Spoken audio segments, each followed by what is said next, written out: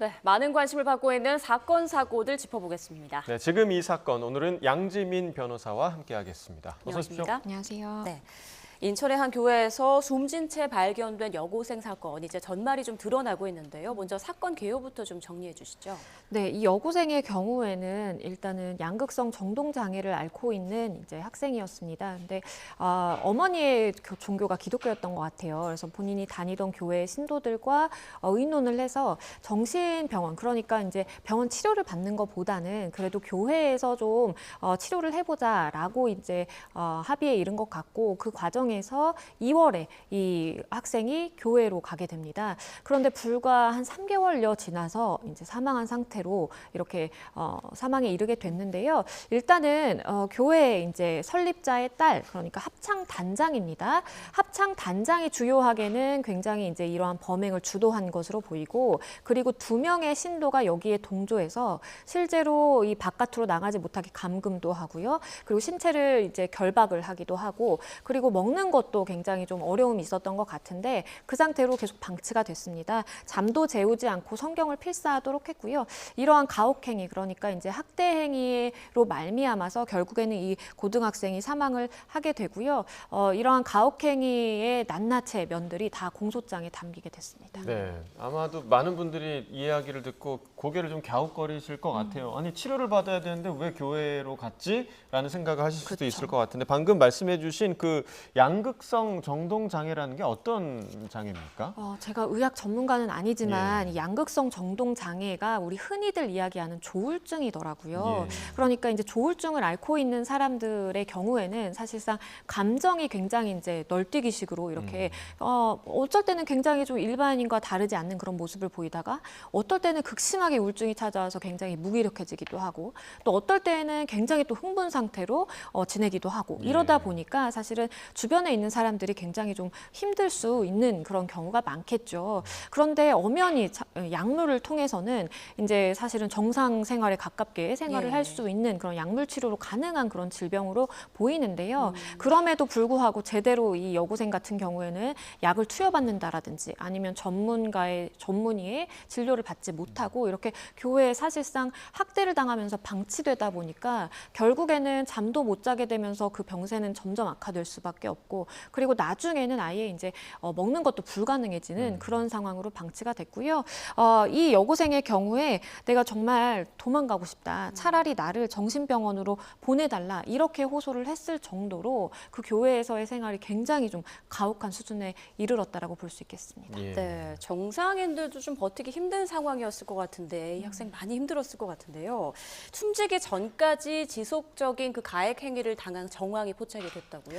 그렇습니다. 일단은 이제 이런 양극성 정동 장애를 앓는 경우에는 굉장히 좀 극단적인 그런 감정 상태를 경험을 하기도 하기 때문에 이것이 외부로 표출이 된다라고 한다면 주변에서는 뭔가 이상한 증세가 보인다, 이렇게 이제 판단할 수 있을 수 있다고 해요. 그런데 그럴 때 말씀드린 것처럼 약물을 이제 투여를 해야 되는데 그게 아니라 교회에서는 이런 이상 증세를 보일 때 강제로 오히려 몸을 묶고 결박을 하는 조치를 취하고요. 더불어서 1시간 동안 이 교회가 7층이라고 하는데요. 7층을 왔다 갔다 하면서 계속해서 계단 오르기 내리기를 반복시켰고요. 그리고 밤새도록 잠을 재우지 않고 성경을 어디부터 어디까지 필사를 해두어라, 이런 것들을 이제 시키고요.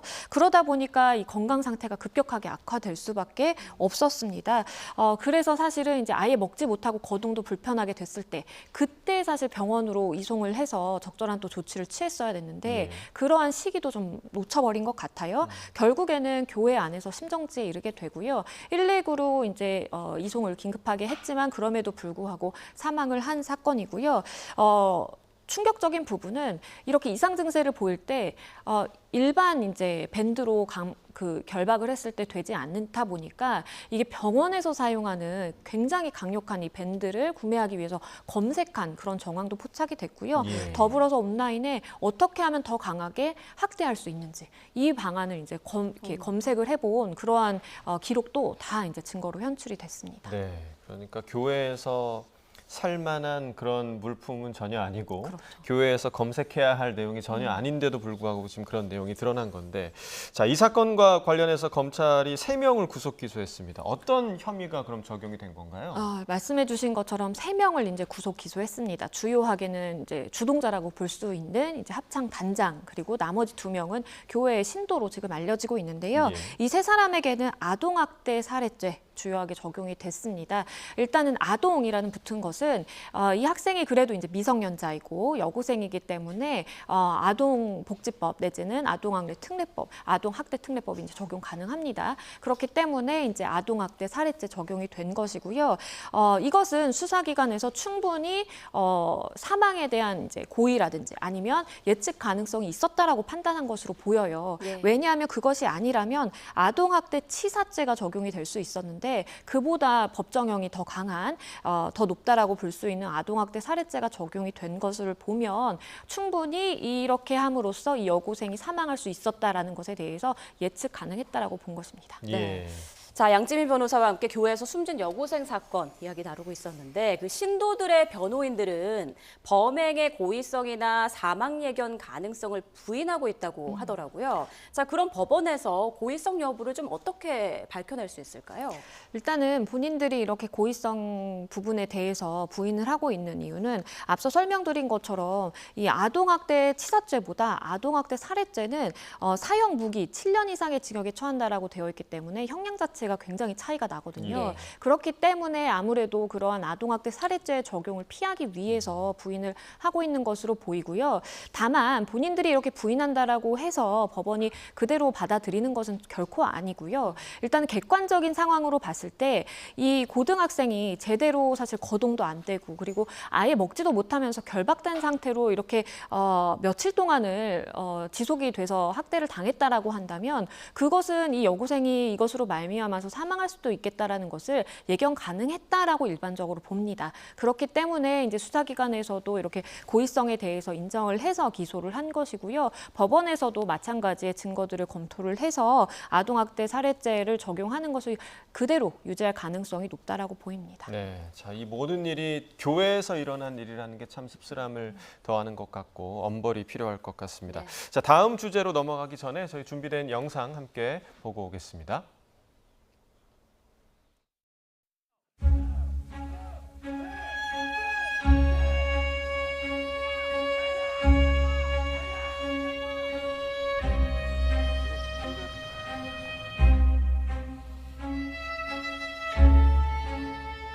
선착순처럼 이런 식으로 걸렸나요?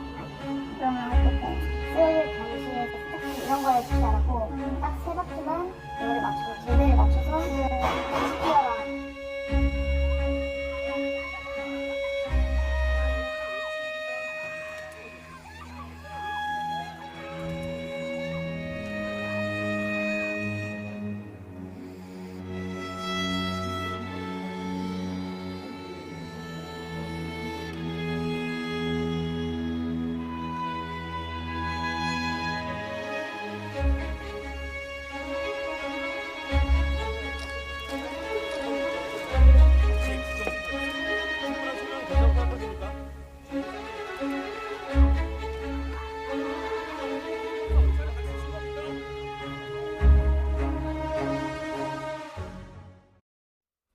네, 규정을 위반한 얼차려를 지시해서 훈련병을 숨지게 한 사건 아마 다들 여전히 기억을 하실 겁니다. 이 사건과 관련해서 이 중대장 사고 직후에 유가족에게 본인이 시킨 그 가혹 행위를 조금 축소해서 설명을 했다, 거짓말을 했다라는 표현까지 나왔는데 이 녹취록이 공개됐다고 하더라고요. 맞습니다. 예. 군 인권센터를 통해서 이 녹취록이 공개가 됐는데요. 다들 아시는 것처럼 중대장과 부중대장이 선착순 달리기를 수차례 시키고 그리고 그냥 시킨 것도 아니고 완전 군장 상태에서 이렇게 예. 시켰다라는 것 많은 분들이 지금은 알고 계실 텐데 이것이 이제 사건이 발생한 지 직후이기 때문에 사실은 유가족들 입장에서는 사실관계 파악이 어려웠어요.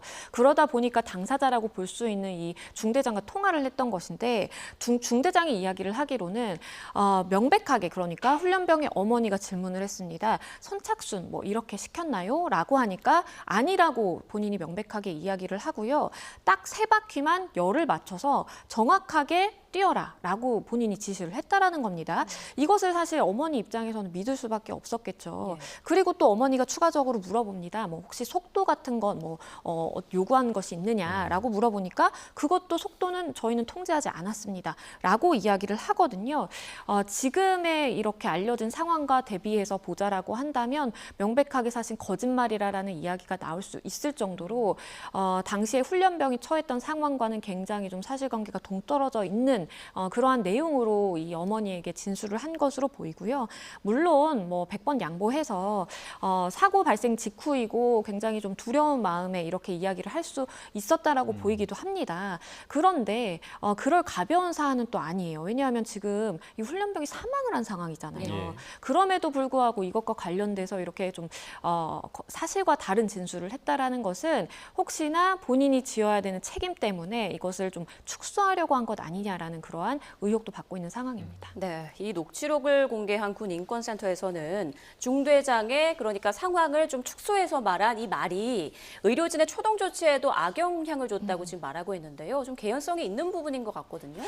그렇죠. 왜냐하면 초기에 사실은 이제 그 훈련장에서 쓰러졌을 때에도 다만 단순하게 그냥 수액 투여를 하는 정도에서 이제 대응이 이루어졌고 그 다음에 만약에 이제 정말 과도하게 이렇게 훈련을 받아서 그래서 이제 쓰러진 상황이라는 것을 만약에 의료진이 알았다라면 혹시나 대응해야 되는 대응 방법이 조금 달라졌을 수도 있겠어요. 그렇기 때문에 이 과정에 대한 부분은 아마도 법원 단계에서도 이 훈련병이 사망하게 된 주요한 원인과 그리고 대응 방법 만약에 좀 달랐어야 되는 부분이 인정이 된다라고 한다면 사실상 더 큰 이제 책임이 지어질 수밖에 없는 그런 상황이고요. 일단은 유가족의 입장에서는 의료인들의 이제 판단에 혼선을 주기 충분했다. 그러니까 별로 이렇게 뭐 훈련을 이렇게 중하게 시킨 것도 아니고 가볍게 시켰는데 이렇게 사람이 쓰러진 경우와 그리고 굉장히 가혹행위라고 볼 정도로 이렇게 좀 훈련을 받다가 쓰러진 경우 이것은 사실은 의료진들이 판단하는 데 있어서 중요한 사실을 조금 숨긴 것이다라고 초동 대응에 대한 그러한 미흡함에 대해서도 지적을 하기도 했습니다. 네. 자, 그리고 또 다른 사실이 알려지면서 또 공분을 사고 있는데, 그러니까 이제 이 중대장이 유가족들에게 사과를 하긴 했는데, 이 사과의 시점 자체가 사건이 일어난 지 25일 만이었습니다. 거의 뭐 한 달이 지난 후에 유족에게 문자 메시지로 사과의 뜻을 전했다라는 이야기가 전해졌는데 이게 진정한 사과냐라는 비판에 직면할 수밖에 없을 것 같아요. 그렇죠. 네. 왜냐하면 우리가 물론 뭐 이렇게 가해자라고 볼 수 있을 만한 그 피의자 신분에서 피해자의 집에 찾아간다라든지 뭐 과도하게 연락을 취한다라든지 이런 것들이 좀 부적절하다라는 이야기도 있어요. 근데 그것은 뭔가 피해자가 이제 성범죄 피해자이거나 이러한 사실은 굉장히 제한적인 그러한 이제 혐의점을 받고 있을 때에는 이렇게 가해자가 막 찾아가면 안 된다 이런 식으로 이제 이야기가 많이 되지만 지금 상황은 훈련병이 사망한 상황이고요. 그리고 유가족에게 일반적으로 이렇게 사과의 의미를 전한다라든지 뭔가 합의의 과정에 이제 이르고자 하는 경우라고 한다면 사실은 이제 우리가 흔히 이제 뭐 언론이라든지 이런 데서 접하는 것처럼 정말 가서 무릎을 꿇는다라든지 뭐 어쨌든 유가족이 봐주든 봐주지 않든 간에 본인의 진심을 전하기 위한 어떠한 제스처를 취하는 경우가 있습니다. 그런데 그것과는 상당히 이제 좀 동떨어진 이러한 사건이 불거진 직후에 이렇게 문자 메시지를 보낸 것도 아니고요. 거의 한 달이라는 시간, 그러니까 25일이나 지나서 이렇게 본인이 구속의 기로에 놓여 있을 때 문자 메시지를 보낸 겁니다. 그렇기 때문에 유가족 입장에서는 당연히 이것은 진정성 있는 사과가 아니다라고 반발을 할 수밖에 없는 것이고요. 그때 당시에 본인이 정말 구속영장이 이렇게 청구되고 영장실질심사 받을 줄 몰랐는데 정말 코앞에 닥치다 보니까 뭔가 유가족과 내가 합의가 돼야 되는 것 아닌가라는 생각에 이르러서 이러한 행동을 한 것이다라고 유가족 측은 생각을 할 수밖에 없는 그런 정황이 있다라고 봅니다. 네. 자, 중대장과 부중대장의 첫 재판 다음 달 16일 열릴 예정인데 앞서 얘기한 그런 가혹행위 축소 정황이 양형에도 영향을 미칠까요? 어떻게 보십니까? 일단은 법원 단계에서 보자라고 한다면 사실상 이제 유가족들과 합의가 됐는지 뭐 유가족들의 의사도 굉장히 중요하게 판단을 하게 되고요. 그런 면에 있어서 유가족 측은 일단은 지금 중대장과 부중대장에 대한 이제 감정적인 것도 좋지 않을 뿐만 아니라 진정성 어린 사과가 전혀 없었다라고 주장을 하는 것은 아무래도 양형에 좀 불리하게 작용을 할 것으로 보이고요. 그리고 수사기관에서도 애당초에 업무상 과실치사죄를 적용을 했다가 이걸 학대치사로 바꿨어요. 즉 수사기관에서 보기에는 이것이 본인의 과실로 인해서 사망이라는 결과가 발생했다기보다는 어떠한 학대 행위, 그러니까 가혹행위라고 볼 만한 그러한 정황이 충분히 있고 그러한 학대로 인해서 사람이 사망한 것이다라고 지금 보고 있는 것이거든요. 네. 그것은 역시 중대장과 부중대장에게 굉장히 불리한 작용 요소 중 하나입니다. 네, 첫 공판에서 또 어떤 이야기가 나올지 좀 주목을 해야겠고요. 자, 저희가 준비한 마지막 주제 또 보도록 하겠습니다. 영상 함께 보시고 이야기 나누겠습니다.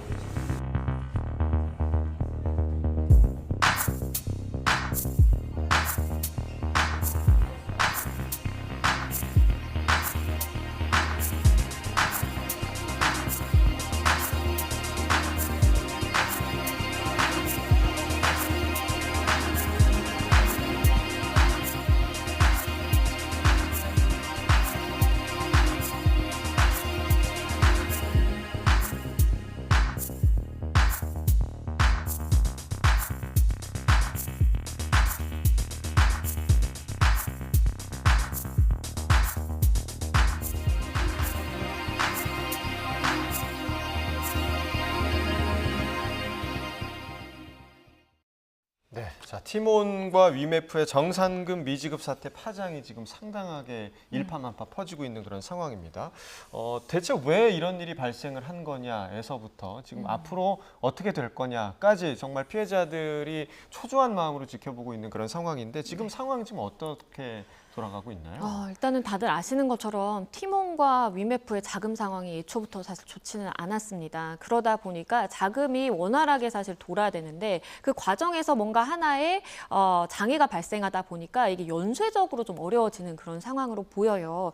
일단은 소비자가 이러한 플랫폼을 통해서 상품을 구매할 때에는 사실상 이 판매자, 그러니까 셀러에게 직접 이제 계산을 하는 결제를 하는 방식이 아니라 이러한 플랫폼에 결제를 하고 그런 플랫폼에서 그 결제 금액을 보관을 하고 있다가 일부 수수료를 제하고 셀러들에게 이제 나머지 정산대금을 지급하는 방식이죠. 예. 그런데 사실은 지금 셀러들 입장에서도 정산일에 지급이 안 되다 보니까 정산금을 지급받지 못하는 피해가 발생하고 예. 또 소비자들 입장에서는 지금 유동성 위기에 대한 이제 언론의 보도들이 나오다 보니까 예. 사실은 셀러들도 다 이제 판매 취소라든지 중단 내지는 어떠한 고객센터에 문의할 사항이 있으면 우리가 아니라 티몬이라든지 위메프로 해라라고 이제 돌리다 보니까 소비자들은 당장 사실 이제 여행 상품을 구매한 사람들 경우에는 뭐 일주일 뒤에가 출발인데도 어떻게 해야 되느냐, 환불은 되는 것이냐라는 사실 걱정이 이를 수밖에 없고요. 예. 일단 신용카드사들도 거래를 지금 중단한 상황입니다.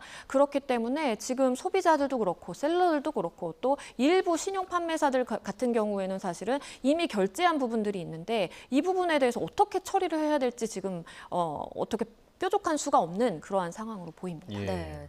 소비자 피해가 이제 눈덩이처럼 불어나고 있는데요. 어제부터는 본사를 찾아서 항의하는 또 피해자들이 많다고 하더라고요. 이런데 이제 위메프 공동대표가 오늘 내에 환불해 주도록 노력하겠다 이렇게 말을 했다고요?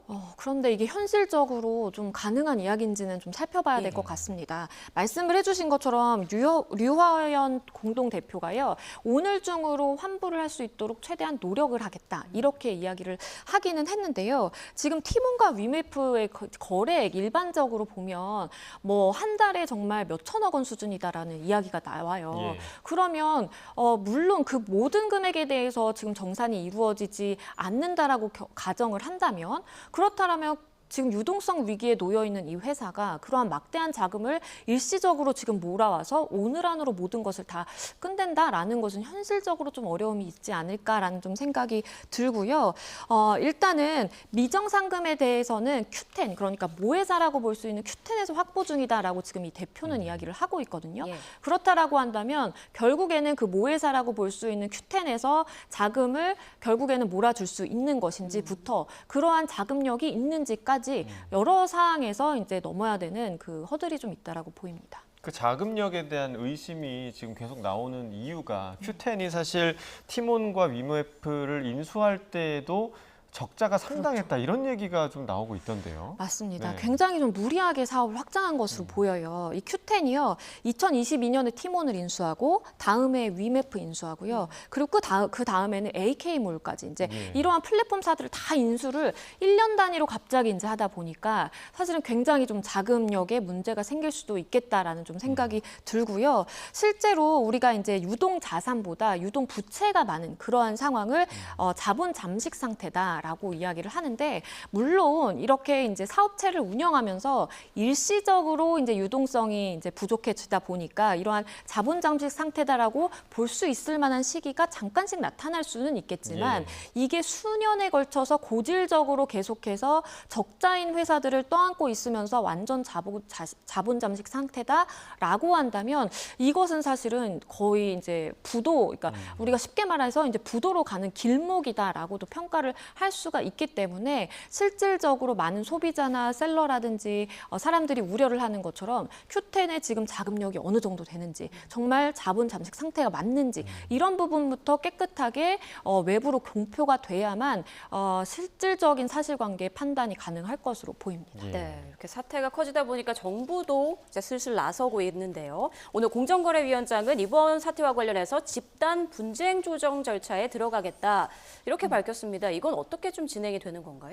일단은 사실은 이제 셀러들에게 정산이 안 되고 있는 부분의 경우에는 뭔가 공정위의 업무 영역 내에 보기는 좀 어려워요. 네. 왜냐하면 일반적으로 우리가 그냥 채무불이행으로 볼 수가 있기 때문에 공정위의 업무 분은 아니라고 봐야 되겠지만 하지만 공정위에서 지금 주목하고 있는 부분은 일단은 말씀드린 것처럼 소비자들은 결제를 하고 이것을 보관을 하고 있다가 플랫폼사에서 나중에 셀러들에게 이제 정산을 해주는 방식인데 그런 정산 주기가 너무 길다 보니까 사실은 이러한 플랫폼사들에 대해서 과도하게 소비자들에게 할인을 해서 막대한 이제 자금력을 끌어오고 그것을 가지고 있으면서 뭔가 다른 것을 하려다가 문제가 생기는 그러한 상황이 발생할 수 있기 때문에 그 부분에 대해서 좀 들여다보겠다라고 밝히고 있는 상황이고요.